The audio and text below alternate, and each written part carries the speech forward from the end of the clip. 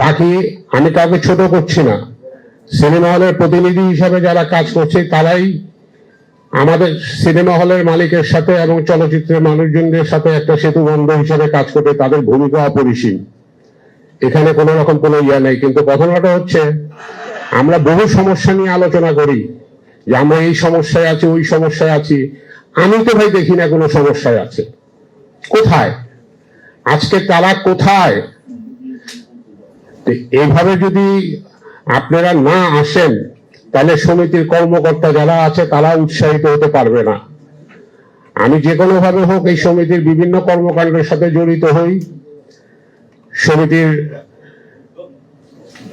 মহাসচিব, উপদেষ্টা সাহেব, সভাপতি সাহেব বা অন্যান্য যে কয়েকজন সক্রিয় নেতৃবৃন্দ আছে তারা মাঝে মধ্যে আমাকে ডাকেন, আমার সাথে আলোচনা করেন, চেষ্টা করি এটার একটা সমাধান করার জন্য। কিন্তু এইভাবে হলে পরে কোনোদিনই কিছুই হবে না। এই বিষয়টা আপনাদেরকে খেয়াল করতে হবে যে ঐক্যবদ্ধভাবে চলতে হলে উপস্থিতি দরকার হচ্ছে। জেনারেল সেক্রেটারিকে একটা টেলিফোন করে তাকে বলতে হবে যে কি করতেছেন ভাই, আপনি তো কিছু করতেছেন না, কিছু তো হচ্ছে না। সেটা কিন্তু আমরা কেউ করি না। তাহলে কিভাবে হবে? তো যাই হোক, যে জায়গাটা নিয়ে কথা বলবো আজকে সেটা হচ্ছে চলচ্চিত্র নিঃসন্দেহে আমাদের নাই। চলচ্চিত্র নিঃসন্দেহে আমাদের নাই। সারা বছর ৩-৪টা ছবি হয়। দুই ঈদে, এক ঈদে, গত ঈদে আসলো কয়টা? 11টা বোধ হয়। এই ঈদে হয়তো 2টা বা 3টা ছবি বা 4টা ছবি আসতে পারে। চলার মতো ছবি একটা। কি দিয়ে চলবে? সিনেমা হল চালাবো কি দিয়ে? আপনারা হয়তো জানেন আমার সিনেমা হলের বয়স আজকে 96 বছর, আর 4 বছর পরে 100 বছর পূর্তি হবে। আমার ছেলেরা সিনেমা হলে ব্যবসা করে, তারা দেখাশোনা করে, তারা আমাকে বলে যে বাবা হল বন্ধ করে দাও। হল বন্ধ করে দিলেও 100 কোটি টাকা লাভ হবে। আমি তাদেরকে একটা কথা যে বাবা আর 4টা বছর কোনো রকমে চালাও, কষ্ট করে চালাই 4টা বছর, অন্তত 100 বছর পূর্তি করে হল বন্ধ করে দেব। এই যদি আমার অবস্থা হয়, আমি বাকি সবার অবস্থাও বুঝতে পারি। লাভ নাই। আমাদের শক্তভাবে সরকারের সাথে আমাদেরকে কথা বলতে হবে। ভারতীয় ছবি আমাদের লাগবে।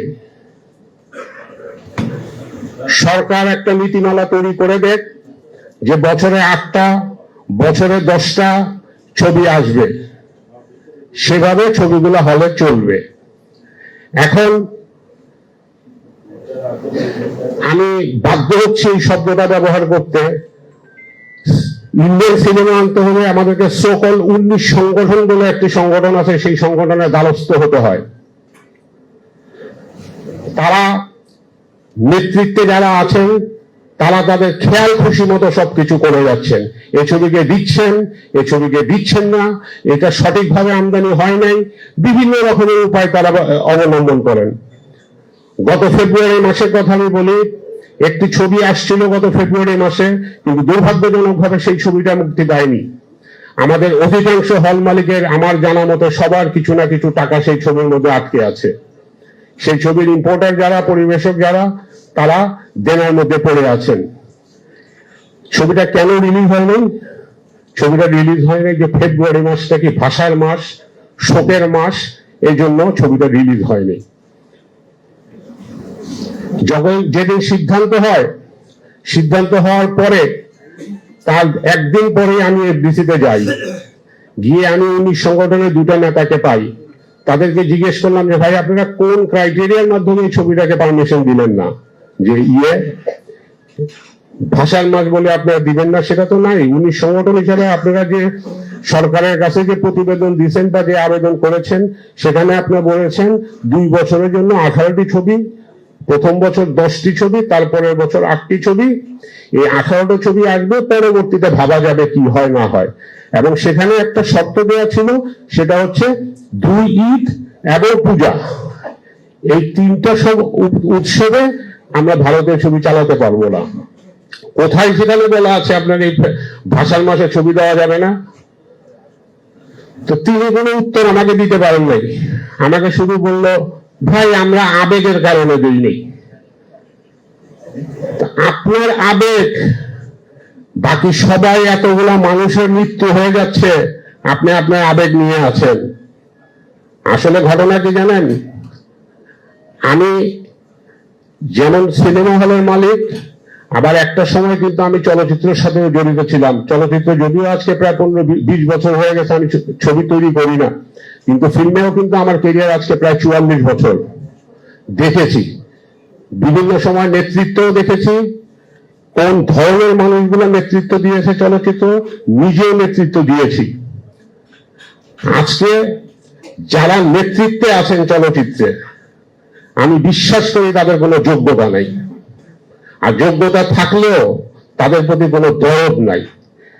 কারণ যেই প্রযোজক সমিতি সব যে প্রতিনিধিত্ব করে, সে নিজে কোনো ছবি তৈরি করে না। যে পরিচালক সমিতির নেতৃত্ব করে, সে নিজে ছবি পরিচালনা করে না। আমাদের প্রতিটি যে 19টা সংগঠন আছে, তার অধিকাংশেরই এই অবস্থা। তাদের কোনো মায়া হওয়া দরকার নাই, তাদের প্রয়োজন একটা ভিজিটিং কার্ড। সেটা হচ্ছে গিয়া সভাপতি অমুক, সাধারণ সম্পাদক অমুক। এই ভিজিটিং কার্ডটার জন্যই তাদের সমস্ত নেতৃত্বকে ধরে রাখা। তো যাই হোক, আমি আমার বক্তব্য দীর্ঘায়িত করবো না, আমি শুধু একটি কথা আপনাদেরকে বলবো। আগামীতে আমি দেখতে পাচ্ছি সময় খুব খারাপ আসছে। সেই সময়ে আমাদের ঐক্যবদ্ধ হতে হবে। আজকে বেশ কিছুদিন আগে আমি প্রদর্শক সমিতির ইসি কমিটির মিটিং এর মধ্যে উপস্থিত ছিলাম। সেখানে একবার প্রশ্ন আসতেছিল, সেটা বোধহয় সম্ভবত পাঠান ছবি রিলিজ আগে বোধহয় এরকম কিছু একটা হবে। কথা উঠতেছিল যে আমরা সিনেমা হল মালিকরা হল বন্ধ করে দেব যদি হিন্দি ছবি পারমিশন দেওয়া না হয়। সেখানে আমাদের মধ্যেই একটা কথা উঠতেছিল, সবাই মানবে? এই যদি আমাদের অবস্থা হয় তাহলে কিছু করার নাই। আমি আজকে আপনাদের উপস্থিতিতে একটি কথা বলতে চাই, সমিতি যদি কোনো বাস্তব কারণে সিদ্ধান্ত নেয় যে আমরা কিছুদিনের জন্য হলেও সিনেমা হল বন্ধ করে দেব, সেখানে কি আপনারা একমত আছেন? করবেন আপনারা সিনেমা হল বন্ধ? এখানে স্বামী ভাই আছেন, বসুন্ধরা বলি স্টার সিনেপ্লেক্সের সিইও। আমি স্বামী ভাইয়ের কাছেও একটি অনুরোধ করব যে টোটাল শিল্পটাকে বাঁচিয়ে রাখার জন্য স্বামী ভাই আপনাদেরও সবচেয়ে বড় অবদান। কারণ আমি জানি আজকে কিছুদিন আগে একটি ছবি মুক্তি পেয়েছিল, ছবির নাম বলা উচিত হবে না।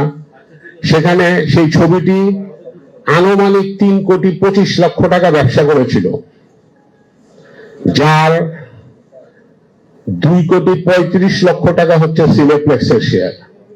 স্টার সিনেপ্লেক্স সহ অন্যান্য সিনেপ্লেক্স, মিনিপ্লেক্স যা আছে, তাহলে সারা বাংলাদেশ থেকে কিন্তু 65-70 লক্ষ টাকা শেয়ার দিতে। তার মানে সিংহভাগ শেয়ার কিন্তু মাল্টিপ্লেক্স থেকে আসতে আছে বড় কোনো ছবি হলে।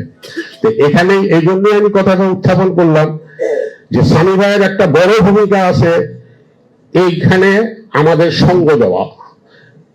এটা হচ্ছে আমার কথা। আশা করবো আপনারা ভালো থাকবেন, দোয়া করি সবাই ভালো থাকবেন, আমার জন্য দোয়া করবেন।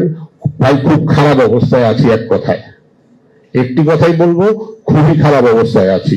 এখানে লোনের কথা হইতেছে, লোন নিয়ে সিনেমা হল নির্মাণের কথা হচ্ছে, লোন নিয়ে সিনেমা সংস্কারের কথা হচ্ছে।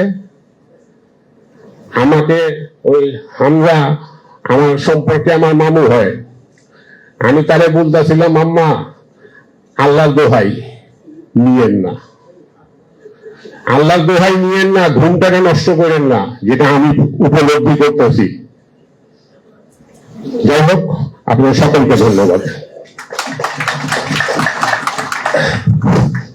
এ পর্যায়ে বক্তব্য দেওয়ার জন্য অনুরোধ করছি আমাদের প্রদর্শক সমিতির সহসভাপতি এবং আমাদের কেরানীগঞ্জের কৃতি সন্তান জনাব আমির হামজা ভাইকে তার বক্তব্য দেওয়ার জন্য অনুরোধ জানাচ্ছি।